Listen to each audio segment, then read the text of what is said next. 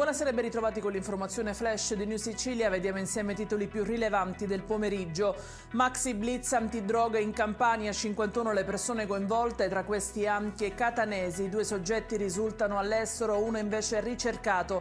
Le accuse sono di detenzione illecita e spaccio di cocaina. Gli indagati in particolare si sarebbero avvalsi di corrieri da Napoli a Roma per un giro di affari che ammonterebbe sugli 8 milioni di euro. Sequestri per oltre 1 milione di euro a seguito del Maxi Blitz che nelle scorse settimane ha portato all'arresto di 181 soggetti a Palermo. In questi giorni, nel corso di alcune perquisizioni, sono stati trovati e sequestrati anche 300.000 euro in contanti nascosti nell'abitazione della madre di uno degli indagati. Vi erano anche appunti ritenuti di valore per le indagini.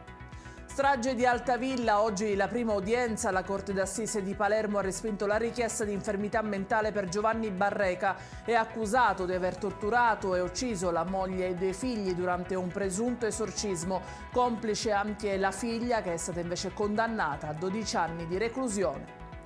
Assolto il medico che nel marzo del 2021 aveva somministrato una dose di vaccino AstraZeneca alla 46enne Cinzia Pennino, causandone il decesso. Secondo il giudice monocratico di Palermo, che ha emesso sentenza di assoluzione per il professionista, il fatto non sussiste. In chiusura il meteo, diramata per domani un'allerta gialla in Sicilia, arancione soltanto nella provincia di Catania, previsti temporali e venti forti. Alcuni comuni siciliani hanno deciso di chiudere le scuole. Trovate l'elenco completo sul nostro sito www.newsicilia.it.